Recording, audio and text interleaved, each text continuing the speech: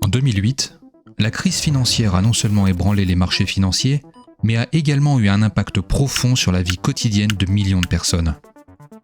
Beaucoup de gens ont perdu tout l'argent qu'ils avaient. Les familles, déjà en difficulté, ont vu leurs ressources financières s'épuiser, les laissant dans une situation financière précaire. Beaucoup de gens qui avaient investi de l'argent l'ont perdu. Des milliers de familles se sont appauvries. Les investisseurs, même les plus avertis, ont vu la valeur de leurs investissements, notamment dans l'immobilier, s'évaporer, entraînant des pertes colossales. Beaucoup de gens ont perdu leur travail et n'avaient plus d'argent. Le chômage a atteint des niveaux records et les gens n'avaient plus de sources de revenus stables. Les marchés boursiers du monde entier ont chuté, effaçant des billions de dollars de valeur. Les gens n'avaient plus confiance dans les banques et se demandaient si c'était sûr de garder leur argent là. Et les pauvres devenaient de plus en plus pauvres. C'était le pire effondrement économique qui a mis de nombreuses personnes dans des galères incessantes. Les pauvres n'arrivaient plus à payer leur loyer. S'ils étaient propriétaires, ils n'arrivaient plus à payer le crédit de la banque. La banque saisissait leur maison et ils se retrouvaient dans plus de difficultés financières. C'était la réalité économique qui a ruiné beaucoup de personnes. Cependant, cela n'est rien comparé au grand effondrement économique qui se prépare en ce moment. Les signaux d'alarme retentissent à nouveau, indiquant qu'un effondrement économique encore plus grave se profile à l'horizon. Les dégâts et les conséquences de l'effondrement à venir pourraient être pires que tout ce que nous avons déjà vu. Des centaines de millions de personnes vont s'appauvrir. Un nombre important d'investisseurs va perdre beaucoup d'argent. Des experts comme Ray Dalio prédisent que les répercussions de cet effondrement imminent pourraient être bien plus graves et étendues que celles de 2008. Il dit que les facteurs comme les cycles de dette, les écarts de richesse et les conflits internes et externes, l'inflation, la dévaluation monétaire et les dynamiques de pouvoir mondial seront les facteurs qui contribueront à la fragilité de l'économie mondiale actuelle. Voici comment il prévoit le grand effondrement qu'il prédit se produire. On sait que dans notre économie moderne, aucun individu n'a besoin d'utiliser son propre argent s'il veut devenir riche ou s'il veut simplement acheter quelque chose pour consommer. Prenez l'exemple de Paul, qui est un tout nouvel investisseur immobilier. Il va dans une banque et demande à la banque de lui prêter de l'argent. Il présente son projet aux banquiers qui vont décider de lui prêter ou non l'argent dont il a besoin. Les entreprises ou les particuliers comme lui empruntent de l'argent à la banque pour investir dans des projets, dans des biens immobiliers, etc. Et parfois, ils empruntent avec des taux très bas. L'argent qu'ils empruntent de la banque va servir à acheter des biens de consommation ou encore à investir. Et le fait de donner aux gens l'argent pour dépenser ou investir contribue à la croissance économique et crée plus d'emplois. C'est comme ça que l'économie fonctionne ces dernières années. Paul s'est cru intelligent pour investir au lieu de consommer. Après tout, il a compris que la banque centrale imprime de l'argent qu'elle va confier aux banques commerciales pour donner aux gens à des taux généralement bas pour dépenser et investir parce que cela stimule l'économie du pays. Ce modèle économique est répandu partout dans le monde. Cela permet aux pauvres non seulement d'avoir de l'argent pour investir et sortir de la pauvreté, mais également d'avoir de l'argent pour consommer encore plus, et ainsi rester attachés aux dettes et s'enfoncer davantage dans la pauvreté. Cela permet aussi aux riches d'avoir de l'argent pour investir encore plus dans des projets et des actifs, et par là, devenir encore plus riches. Ils vont se mettre à acheter de l'immobilier, à acheter des parts d'entreprise en bourse et à investir dans d'autres projets. Par exemple, un investisseur comme Robert Kiyosaki a dernièrement emprunté plus de 150 millions de dollars pour investir dans l'immobilier. Et le fait d'acheter des actifs comme l'immobilier ou encore des parts d'entreprise en bourse avec cet argent entraîne une augmentation de leur valeur.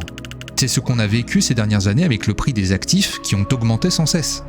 Mais à un moment donné, ce système de capitalisme financier va pousser les gens à tellement s'endetter qu'ils auront du mal à rembourser leurs dettes. Une fois que les gens ont du mal à rembourser leurs dettes, les banques vont augmenter les taux d'intérêt et rendre difficile pour les gens de s'endetter. Les investissements et les consommations vont ralentir parce que les gens avaient l'habitude de s'endetter pour investir et consommer, ce qui va affecter négativement l'économie. Mais Paul, notre personnage, a, malgré lui, fait une erreur monumentale avec l'argent qu'il a reçu de la banque. Il a fait un mauvais investissement. Il a investi dans une ville qui n'attire pas de monde. Il n'a plus de locataires et n'arrive plus à payer son crédit. Comme lui, beaucoup d'investisseurs qui ne sont plus capables de rembourser leur crédit sont contraints de vendre les actifs qu'ils ont achetés. Et vu qu'ils sont obligés de vendre leurs biens pour rembourser leurs dettes, ils le font à un prix réduit, à un prix très bas. La vente forcée de leurs actifs va conduire à la baisse de la valeur de ces actifs, et cela à grande échelle. Paul, ainsi que tous ceux qui sont endettés et qui ne peuvent plus payer leurs dettes, vont se retrouver dans des difficultés financières. Ils vont entraîner toute leur famille avec eux dans cette difficulté financière. Ils vont réduire leur consommation, ils vont vendre tous les autres actifs qu'ils ont pour rembourser leurs dettes. La situation de Paul s'aggrave encore plus quand son employeur, également en difficulté financière, doit le licencier, ainsi que plusieurs de ses collègues. Cela illustre comment les problèmes financiers peuvent avoir un effet domino, affectant non seulement les individus et les entreprises, mais aussi l'économie dans son ensemble. Cette situation économique est exactement celle dans laquelle nous sommes actuellement. Les gens ne peuvent plus s'endetter facilement auprès de leur banque pour consommer ou financer leurs projets. S'ils sont déjà endettés, ils vont être obligés de vendre les actifs qu'ils ont pour payer leurs dettes et vendre à un prix relativement bas. Lors d'une conférence en septembre dernier, les notaires du Grand Paris ont estimé que la crise immobilière en cours va s'accentuer avec une baisse des prix de plus de 5%. Et l'immobilier est juste un exemple parmi tant d'autres. Ray Dalio et les économistes appellent cela le cycle de la dette. Et nous sommes aujourd'hui vers la fin de ce cycle. Si ce cycle de la dette n'est pas géré correctement, il peut conduire à des crises de la dette très graves où les gens seront incapables de rembourser leurs dettes. Et cela peut conduire à un grand effondrement économique marqué par des faillites et des crises financières. Les gens vont s'appauvrir encore plus. Ils n'ont plus d'argent pour se payer les choses dont ils ont besoin. Ils n'ont plus d'emplois qui les rémunèrent. Les entreprises font faillite. Elles ne peuvent plus financer de nouveaux projets et ne sont même pas capables de rembourser les dettes qu'elles ont déjà contractées. La misère va pousser les pauvres à sortir dans les rues et manifester. Parce qu'en plus de s'appauvrir de plus en plus, ils voient les riches devenir de plus en plus riches. L'écart de richesse entre d'un côté les pauvres et de l'autre les riches devient énorme. Quand Paul et tous les autres ont été obligés de vendre leurs actifs pour payer leurs dettes, les riches viennent avec leur grande fortune et achètent tous les actifs à prix très bas. Ce sont les soldes pour eux. Et par là, ils s'enrichissent encore plus. Et Paul et les autres s'appauvrissent. Ray Dalio estime que cela est très dangereux pour l'économie et voici pourquoi. Cet écart de richesse crée une inégalité croissante. Et par inégalité, je veux dire la distribution disproportionnée des ressources financières et des actifs. Cela peut créer des tensions sociales et un mécontentement généralisé parmi les gens les moins privilégiés. Les enfants des riches auront accès à une éducation de qualité, tandis que ceux des pauvres ne l'auront pas. Les riches auront accès à des soins de santé de qualité, tandis que les pauvres ne l'auront pas. Ceux qui ont un faible revenu auront tendance à dépenser une plus grande partie de leurs revenus que ceux qui ont un revenu élevé. Et cela perpétue le cycle de la pauvreté et de l'inégalité, ce qui crée des tensions sociales et politiques avec des manifestations, des protestations et parfois des violences. Et la cohésion sociale et politique est en danger. L'augmentation des mouvements de protestation à travers le monde, comme les manifestations des Gilets jaunes en France, indique un mécontentement croissant face à l'inégalité et pourrait être le prix d'une instabilité économique plus large. Et Ray Dalio va jusqu'à dire que cela peut entraîner un populisme et un extrémisme avec des mouvements politiques qui vont exploiter la misère, les frustrations populaires pour gagner en soutien. C'est la deuxième raison pour laquelle l'effondrement qui peut survenir pourrait être plus grave que tout ce que nous avons connu. Mais la troisième est tout aussi sérieuse. En plus du fait que les pauvres s'appauvrissent de plus en plus, le peu d'argent qu'ils ont ne leur permet plus d'acheter la même quantité de choses qu'auparavant. Si avant ils faisaient leurs courses pour toute la semaine avec 100 €, aujourd'hui il leur faut 130 € pour faire les mêmes achats. 30 € de plus pour acheter les mêmes choses qu'avant. C'est ce qu'on appelle l'inflation.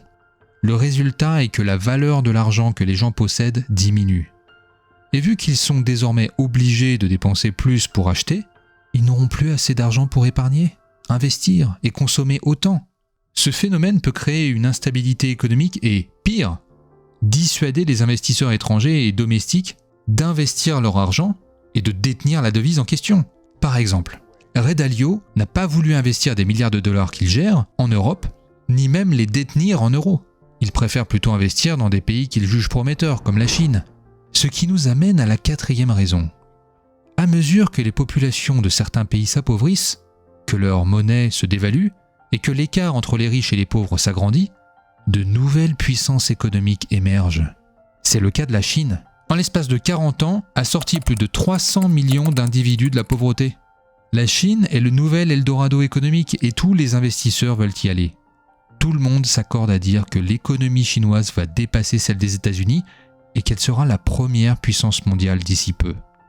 Pendant que les États-Unis et tous les pays occidentaux sont plongés dans une inflation importante, un écart de richesse conséquent et des conflits internes incessants, la Chine s'est taillée une place prépondérante dans les affaires économiques mondiales.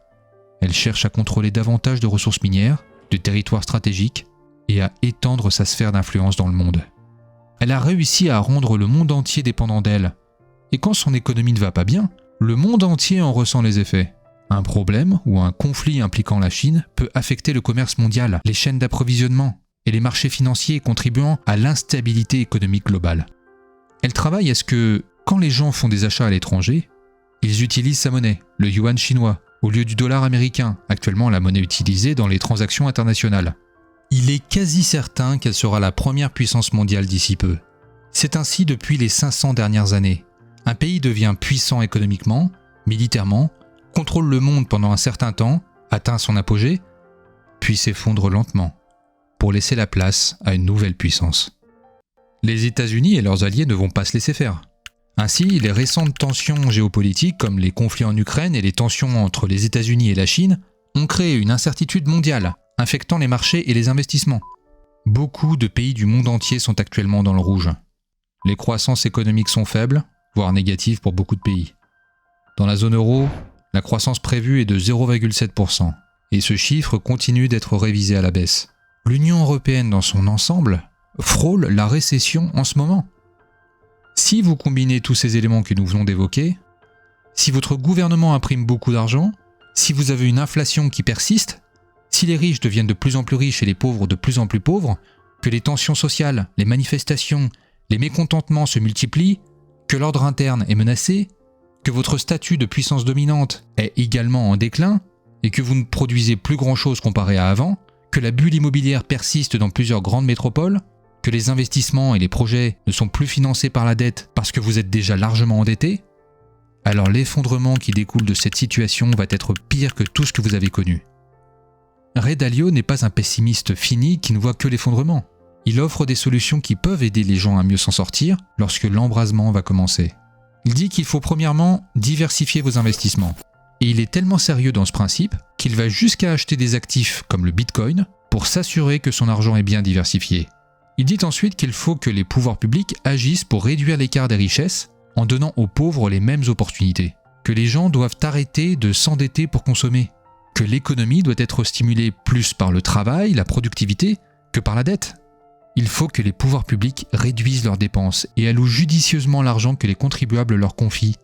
Qu'il faut un bon leadership et une bonne éducation. Et enfin, qu'il faut aspirer à une cohésion sociale et désirer vivre ensemble dans nos différences et nos particularités.